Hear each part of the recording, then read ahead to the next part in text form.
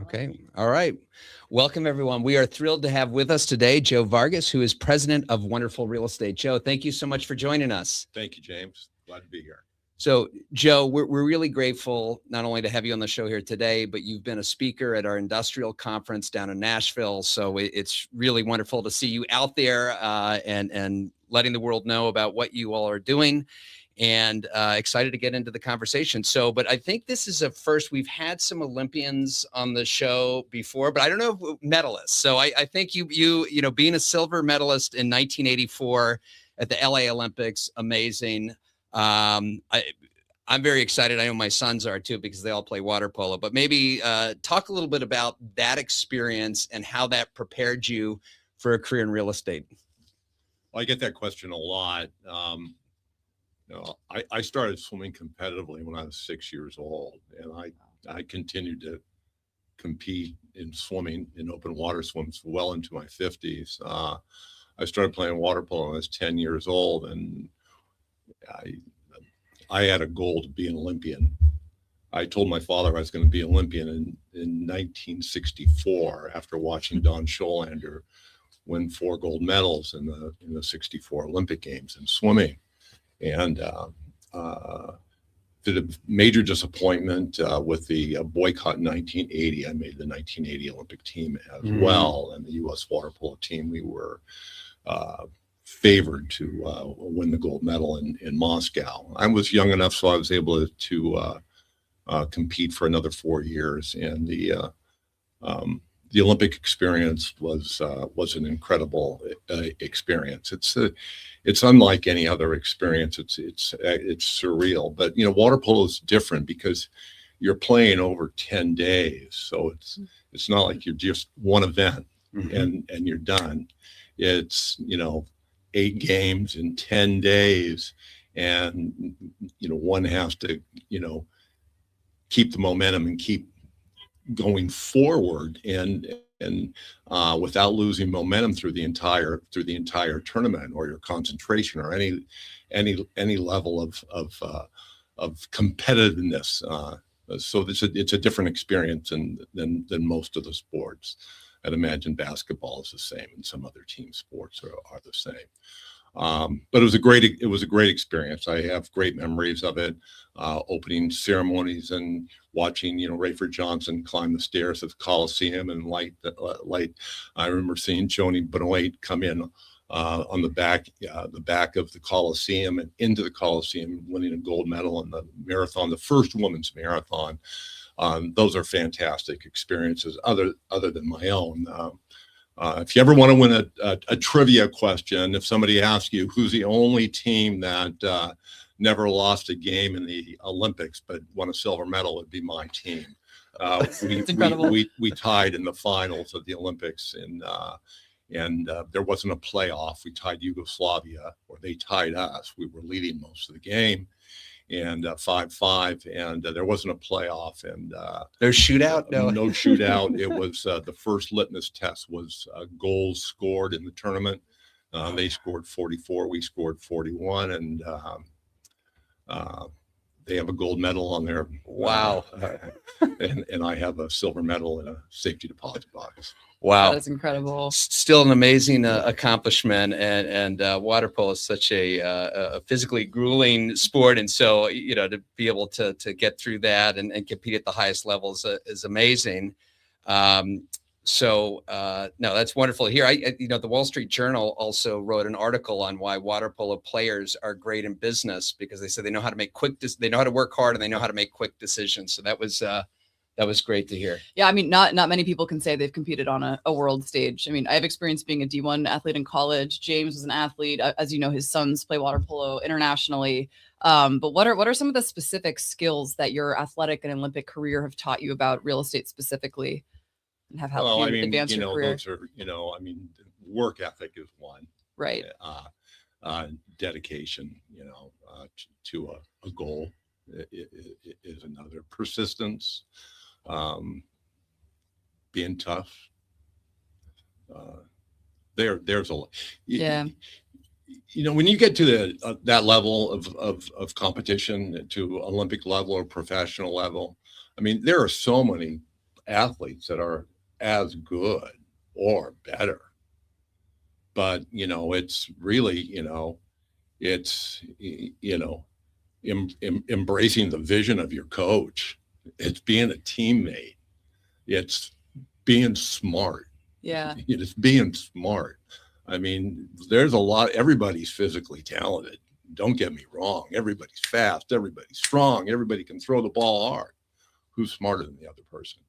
Right. Who embraces the vision of the coach? I love Who's a that, good embracing the vision of the coach. I haven't really heard it. You phrased do the like same that thing in before. business. Yeah. You embrace the vision of the company. What is a company's vision of what they're going to Right. be, what they're going to do? You have to embrace that vision to be a good broker. Right. So, Joe, we definitely want to talk on the show about how you went from being Olympian to president of Wonderful Real Estate that controls more than 25 million square feet of industrial space. But for our audience who maybe they've had your pistachios, maybe that's when they think of Wonderful, but they probably don't realize that there's this massive real estate enterprise behind it. So maybe just, tell our audience what the Wonderful platform looks like, how did it come about, and maybe elaborate a little bit more on your holdings today. So to know, Wonderful Logistics Center and the real estate group, you have to know the Wonderful Company. The Wonderful Company is a privately held $6 billion consumer goods company held by two people, Stuart and Linda Resnick. The product, Fiji water, Landmark wine, Justin Mine, Lewis Cellars, Wonderful pistachios and almonds, Wonderful citrus. The Resnicks are also the largest owners of agricultural land in California, and they are the most productive farmers in the country. So that's the background of what, is behind Wonderful Logistics Center. There's two arms of real estate at the Wonderful Company. There's the investment management group that's run by our general counsel, Craig Cooper, and senior vice president, Todd Bomberg. And then there's a real estate development side, which we have a very small but nimble team. Our company is vertically integrated company. We have our own law firm in our company, our own accounting, our own strategy group, our own marketing. We're vertically integrated. So our real estate development group is small and very, very nimble. I have two just tremendous partners in John Gwynn, our chief executive vice president and COO, and Jason Gremion, our senior vice president of development and operations. So that's a team, the development team. We have three projects in the Central Valley. We're isolated in the Central Valley in terms of our product, but the major project is Wonderful Logistics Center. So Wonderful Logistics Center is 2,000 acres. It's entitled for 30 million square feet. We have 17 million square feet up. It's 97% occupied. We're under construction on a 1 million square foot speculative building. Within the project, there's nothing like the project. There may be Alliance in Texas and maybe Centerpoint in Chicago, but they're not held by one person or one group. We're highly amenitized in the project as well. We have our own container depot. That container depot, it connects us to the ports of LA and Long Beach, and throughout California and the West region. And because someone picks up a container at the port, takes it up to Central Valley, takes it to Wonderful Logistics Center, and drops it off, it goes back in a fully loaded container because we're the biggest exporter out of the valley. So it cuts the drayage costs by 30%. And you guys all know that, the three buckets of expense for a user, the big buckets are real estate, labor, and transportation. Transportation is the biggest. So we're highly amenitized. We'll have a intermodal up and running, a rail intermodal serviced by BNSF at the end of the year. In addition, we have the ability to provide our own power through Wonderful Power, which is alternative power sources. Power is a critical element in today's environment. Right. We also have the Resnicks developed what they call a career center, which is a training center. It's comprised of a 60,000 square foot office building, 40,000 square foot training center. There's a restaurant. We're in negotiations for an urgent care center. This is all subsidized by the wonderful company. And we provide training for, in partnership with Bakersfield Community College. And our clients use it. I don't call our occupants or tenants, they're clients, right? They're customers. Right. We use the training center, significantly use our training center. Amazon's putting on a 12-week course right now for some of their employees in the West region. Amazing. Very, very helpful. Thank you for the background. So, I mean, walk us through how you got from Olympian to where you are today. There's a lot of amazing experience in between. How did you get started in real estate to begin with? So I was on the services side for 35 years and services side in brokerage for 35 years. I started my career at a small regional company for actually about a year and a half before the 84 Olympic Games, Ashwellberg. And then after the Olympics, I went to work for Grubb+Ellis, which was a predecessor of Newmark. And spent a few years there and went to Cushman & Wakefield.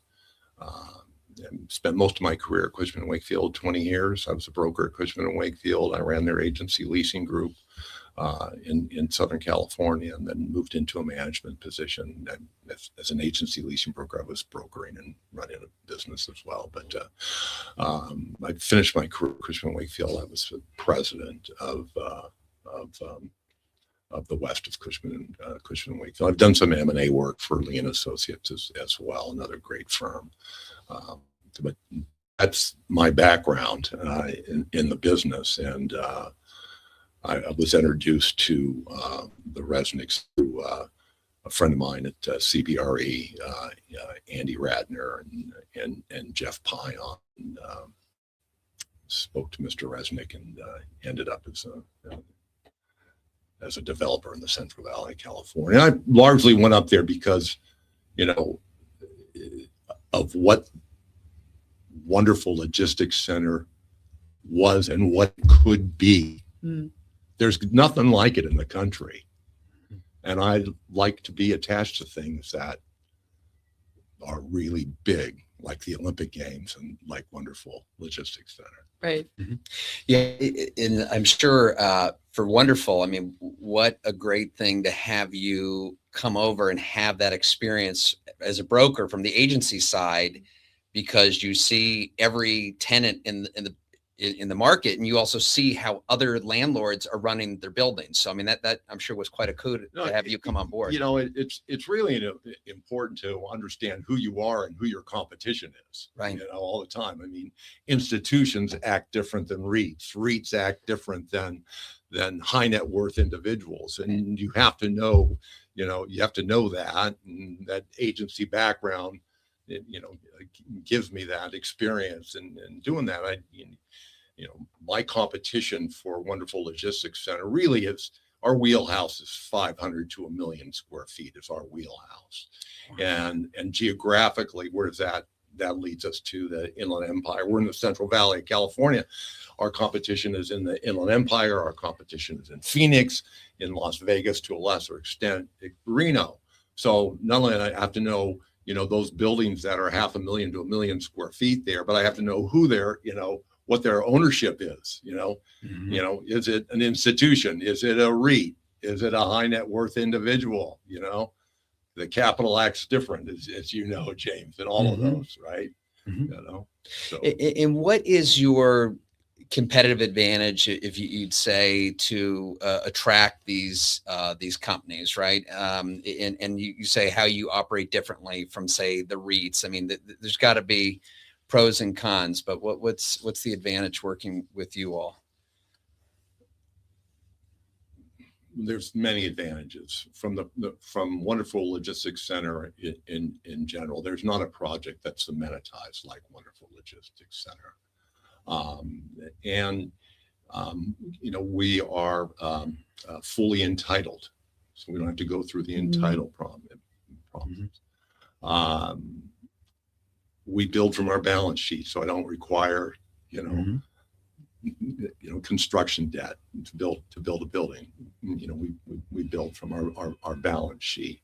From a location standpoint, we are, at Main and Main in terms of a transportation. We can get, a client can get to all of California. That's 40 million residents in a one-day turn. They can get to 70 million people in the Western U.S. on a two-day turn. And that's going to get even enhanced even more when our intermodal is up and running. But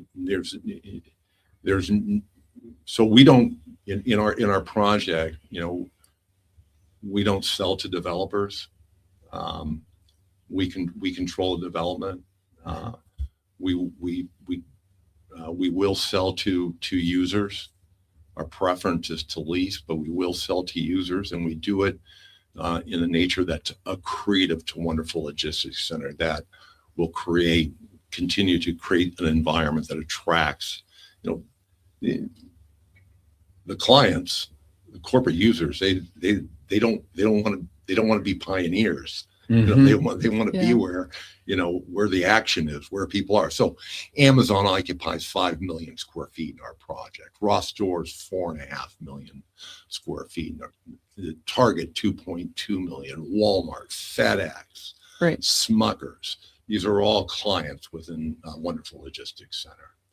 Yeah, I mean, it's incredible. Walmart, Amazon, Target, Ross, FedEx, ATV, and there's more Smuckers. to come, by the way. Like, what was the toughest deal in that group, and maybe walk us through how that came together? Well, I don't. Each deal's different. Right. They're not the same. There's not a cookie cutter, transaction that's there. They all have their challenges. I really can't speak to something that, it's, the object of a developer is to find solutions for the client. Okay. It's not to, this is our way, this is the way we do it. It's, what are the needs? What's the solution? How can I solve to that solution? With our underwriting and the parameters that we reach to get a return that we want. But nonetheless, we're trying to find solutions here for the client. Right. And Joe, the decision to build spec as opposed to built to suit. So talk about that. I mean, we do Yeah. both. We do both, but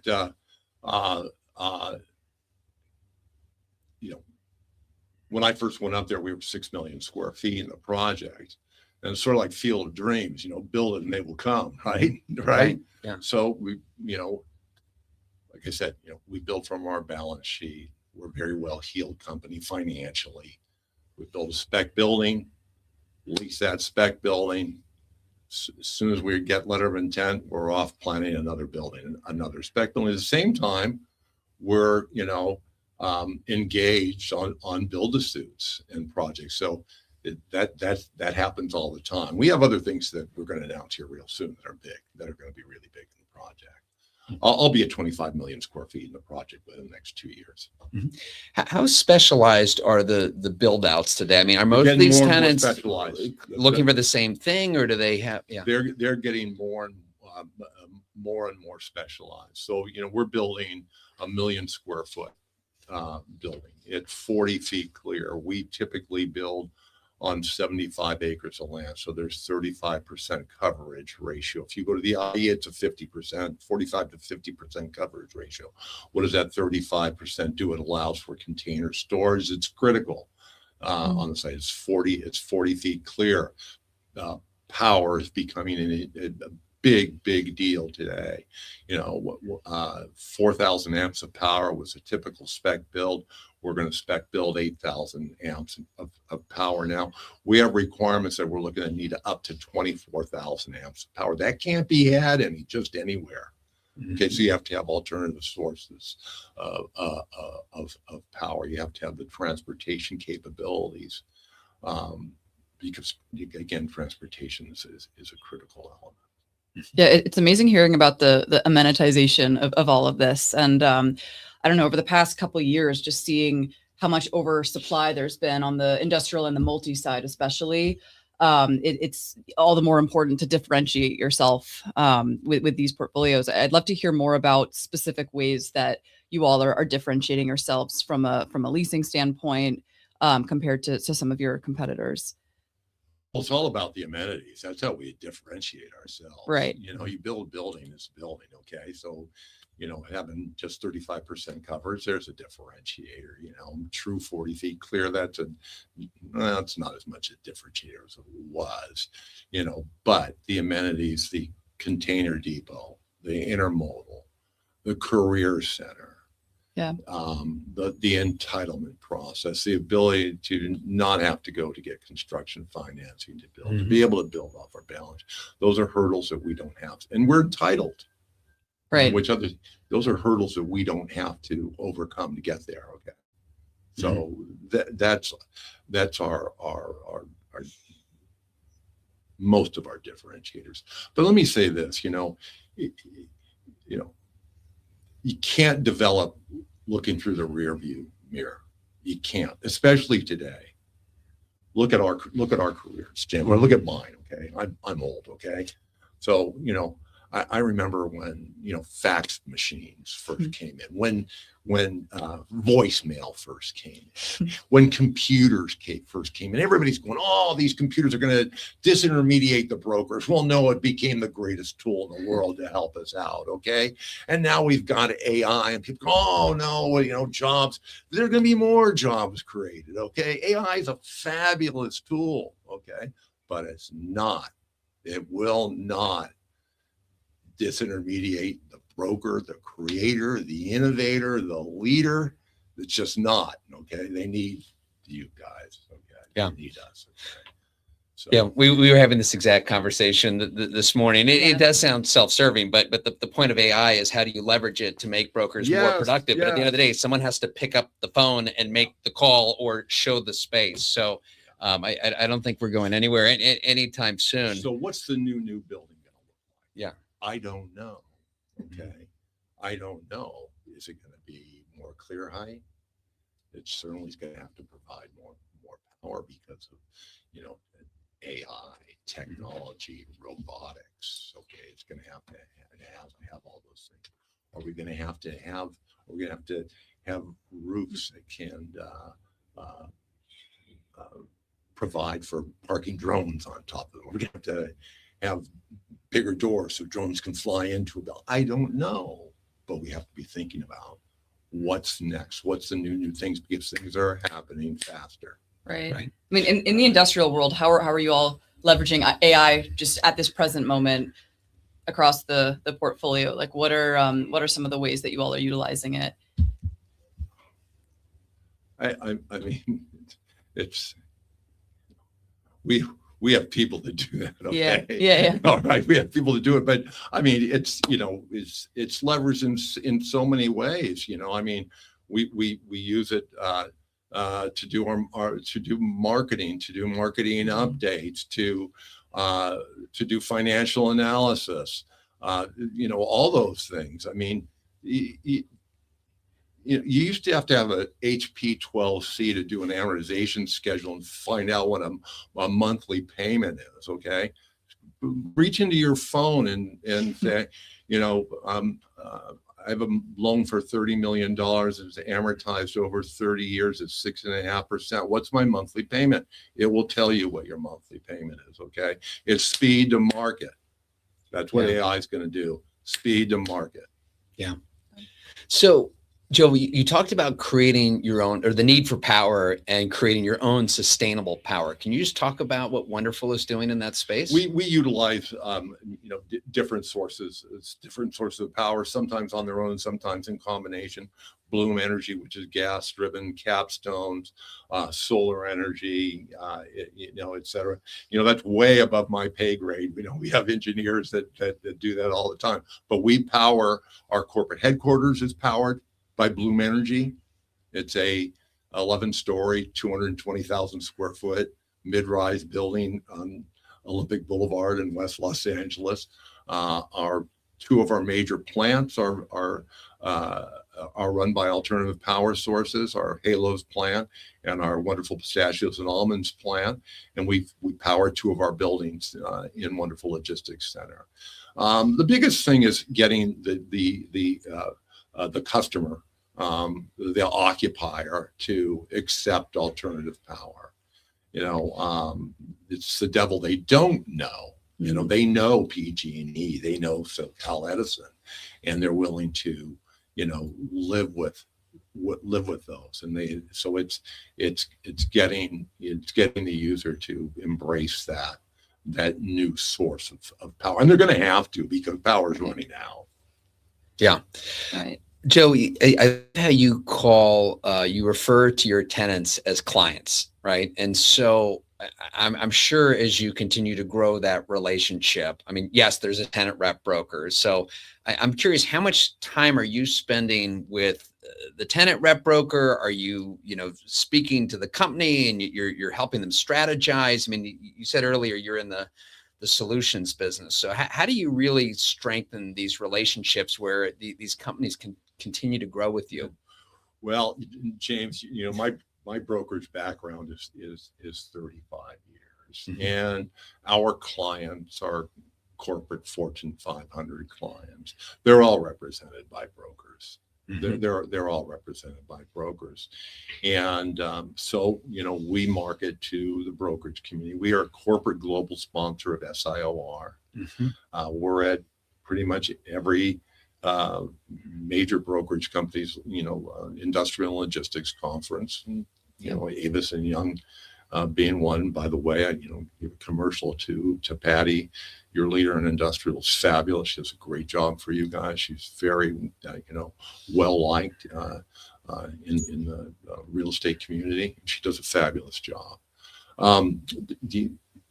So we engage with the brokers. We need to engage with the brokers, and by that, and then if you're engaged with the brokers, you're able to engage with their client. Right. And we like to have that engagement with the client, because it's very difficult if you're the client. And I'm talking to James, I really need to know what you need. So, mm-hmm. James, let me speak to your client. And it's important. It's important, and that's what I'm here to break down now. Mm-hmm. Right.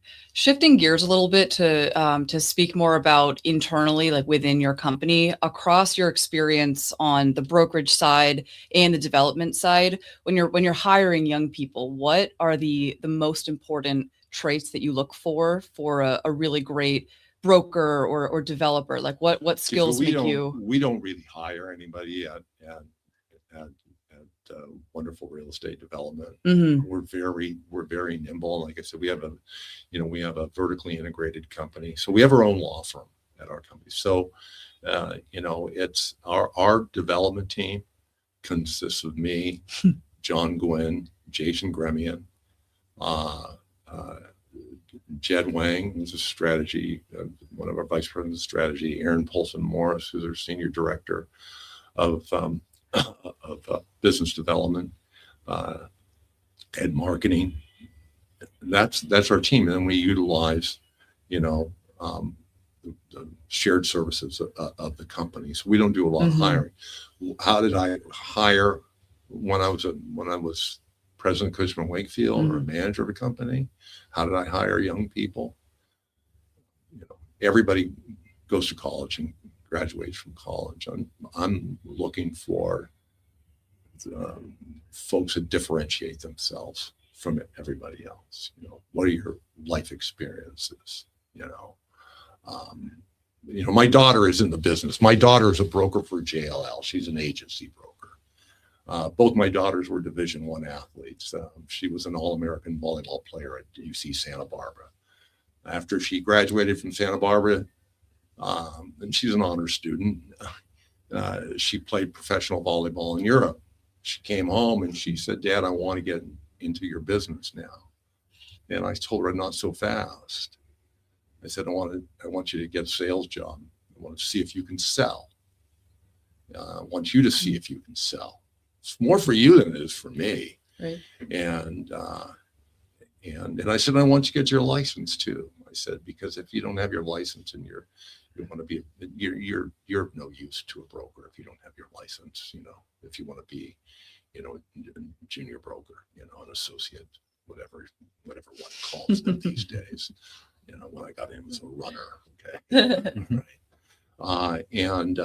And so she differentiated herself that way. I think she just differentiated herself as an athlete. She got into sales. She was selling logistics. She was selling shipping services. She got her license. So that's, you know, when I was hiring young folks, that's what I was looking for. But, you know, more and more today, you know, in the brokerage business, the companies are, you know, looking for seasoned veterans, people with experience, and they're recruiting, you know, from each other. And, it's going to make it more difficult for young folks to get into business. Yeah. Maybe talk a little bit about SIOR in some of these professional organizations, because that could be a great place for someone to, you know, build connections. So again, you go to a lot of these. So what are the ones where you find your time is best spent? And then what's the best way to follow up from that? Because I feel like I'm out on the road. I'd be hitting 4 or 5 conferences in a month, and then you get back, you still have to keep up with work. And then how do you actually follow up with the people who you met? Absolutely. It's a 24/7 job, 365. So we're a global corporate sponsor of SIOR. I was an SIOR as a broker. And so we're a corporate sponsor. I'm not exaggerating. Nearly 100% of our deals, certainly 90% of our transactions, there's an SIOR broker involved. That's a pretty good endorsement right there. Yeah. And I'm certainly not a genius. When I got on it at the wonderful company, I just tore a page out of Panettone's book and Rockefeller's group, and you know, they're big sponsors of SIOR, and grew their businesses on them and their companies on the back of SIOR. We're also a big sponsor of NAIOP and involved in it. I was on the board of NAIOP of Southern California for many years. So we sponsor all the ICON conferences, because you're in front of the occupier community, the brokerage community, the banks, the attorneys, everyone at the ICON, and also all the, you know, we also sponsor the major all the brokerage companies, all those, and you have to be out there if you're, you know, and by the way, I'm not the only one that's doing that. You know, Prologis is there, Dermody's there, Bucknell is there, Brennan's there. They're all, I run into the same folks at every event. We're all there. We're all there. Out of sight, out of mind. Great. As a younger person in the industry, how would you suggest we determine which organizations are worth really digging into and investing the time in without, you know, spreading ourselves too thin? I think it's really a market driven, you know, where are you geographically? Oh, I mean, if you're in Orange County, California, you know, you want to be involved in NAIOP. You know, you want to be involved in NAIOP.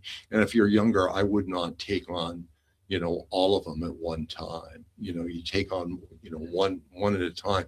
And I'd also say, don't join just to join. Get involved. People want to see you involved in it. You know, I never asked for business in any of the organizations I'm involved in, ever. I just got involved. I worked, was on committees. You do and things happen. Yeah. You know, and things happen because people, I want to see somebody who's dedicated to the industry, dedicated to the business, and I'll see it by what they do. And then I want to do business with them. Right. That's great Hopefully advice. that's the way they look at me. Joe, I'd love to get your thoughts on how you see the brokerage landscape. So obviously you spent time at some of the biggest shops, last at Cushman, but you've done some work for Lee. So, working with the global publicly traded shops versus, the more independent boutique, everything in between. So is it about the firm? Is it about the broker? And then how do you see that landscape evolving? It's all about the people Mhm. when you get to it. But it's, it's about the company too, and the right person at the company. I mean, your company's a great company. You have great people at your company. But it's ultimately it's about the person that you hire. They need the resources behind them, though. They definitely need the resources behind them. I don't want to really give a commercial for anyone. We do business with all the major brokerage companies, all of them, and we do them with smaller companies as well. And there's great people at small companies too. There's excellent brokers in all companies, but how I work. How do I provide business opportunities for brokers? I'd like to reciprocate.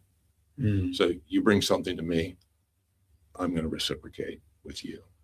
I want to make sure that that particular broker has the resources of the company behind them. It's very, very important that they have the resources of the company behind them. And I don't need their financial resources. But I want their manpower resources. I want their research. I want their marketing. Okay. I want their financial analytics. I do my own. We do our own. We're very capable, but I want all of that. I want all of it. I want all the resources. Mm-hmm. Right. That makes a ton of sense. And what, as far as research and what you want to know to make informed decisions, I mean, what is the expectation that the broker is going to deliver? As you're thinking of, speccing 1 million square feet, what do you want the brokers telling you to? I want, again, when you're a developer, you have to be looking, over the dashboard, not in the rear view mirror. Okay. Mm-hmm. I need to know where things are going. I need to know the competition, mostly. Research is a commodity. We can all go online and I can pull up your information. I can pull CB's information, Cushman & Wakefield, Newmark's. I can pull all of it up and I get it all. And by the way, I read it all. Mm-hmm. Okay. I read all of it and I don't read it just quarterly and I read it over and over again. So how do you differentiate yourself as a broker? It's comparables, knowing where the market, it's users in the research, it's users in the market, mm-hmm. occupiers in the market. When I hire a broker, I don't hire a broker to do general marketing. Okay. I hire a broker so I don't miss a deal. Mm. Okay. Does that make sense to you? That makes a ton of sense. Okay. Yeah. Right. So Joe, with a little bit of time left, I would love to hear, and I know maybe this isn't your chief responsibility for oversight, but the fact that Wonderful is the largest owner of agricultural land in California, we would be remiss if we did not ask about that business. I don't think we've ever talked about ag on this show. And is there an aspect of real estate investment happening there, or is that just because you're the user and that's you're the actual, growing the crops there, or are you leasing this to farmers? I mean, just, for our audience and myself included, who don't understand this business, what is the real estate play there, if there is one? Well, so I'm an LA boy. Okay. I'm born and raised in Southern California. When you want water, you turn on the faucet and water comes out. Okay. If you want to buy carrots, you go into the store. Okay. And buy carrots. Okay. You go, when I moved up to the Central Valley. Okay. Well, water's important. Okay. Water's very important. Okay. When you buy land, you have to make sure there's water there. Okay. All right. I can tell the difference between a pistachio tree and an almond tree now. I know what table grapes are, all those things. Okay, but to say I know the agricultural business, I don't. I do know values of agricultural land versus industrial entitled land. You know, I mean, you're looking at agricultural land that has water that can grow pistachios, almonds, table grapes with this water. It's going to be anywhere from 50 cents to $1 a foot. We're trading land at $15 a foot that's entitled. Okay, so entitle that agricultural land to investment takes a long time. Okay? Right. It takes a long time. So that's the value proposition between both entitled land versus, and we grow on, we have active farms or ranches on entitled land that we will build at some point. Couple final questions for you. After such an amazing career across so many different sides of the business, what still gets you up in the morning? What drives you? Winning. It all goes back to the Olympic days. Winning. It's all about winning. What's more difficult, closing a 25 million square foot industrial portfolio or winning an Olympic medal? Oh, they both have their challenges. They both have their challenges. They both take a long time. I'm closing the sale of a 1 million square foot building. Hopefully, there's no wood around here today. It's been in the process for 2 years. Wow. Okay, it's not under contract, or negotiation for 18 months. I was on the national team for over 8 years. Okay, but I started training to be Olympian when I was 6 years old. Okay. Right. It's about time, and it's about dedication, and it's about winning. It's about winning. I love that. In looking back on your career, and especially that transition from the brokerage side to the principal side, we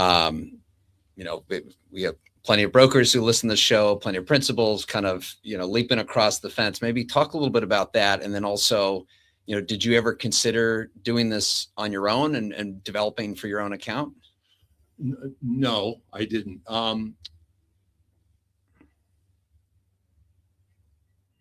So I'm all hat, no cattle. Okay. I'm an employee. I'm president of a major real estate development company. What does that entail? In my mind, it entails two things. I'm a promoter. Okay. I'm promoting Wonderful Logistics Center, the wonderful company and wonderful real estate development. And I'm a deal maker. Okay. And I'm there to make deals. Okay. That's my job. Okay. Am I involved in development? Yes, I'm involved in development at a high level. Am I involved in what we're doing with infrastructure? Yes. And the planning behind building? Yes. But we have subject matter experts that do that. My partners are fabulous. They are awesome. They are subject matter experts. I'm a promoter and a deal maker. That's what I do. And when I was president of Cushman & Wakefield in the West, focused on three things as president, as a manager in brokerage: recruiting, retention, and business development. Okay, so what are all those? You're a promoter and you're a deal maker.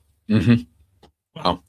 Well, Joe, you were certainly all of that, and we really appreciate your coming on the show today and sharing your story. I mean, it's really no pun intended, wonderful to hear the trajectory of what you accomplished, and we truly appreciate your sharing it with us. Well, today. Thank you for the opportunity. I appreciate it as well. And we want to thank everyone, as always, for joining us. And look, if you did not, I don't know how you could not take away a tremendous amount of insight from this. So go ahead and share this with someone who you think would benefit. We really appreciate it. Until next week, this is your host, James Nelson, and co-host Kim Troller. Thank you for joining.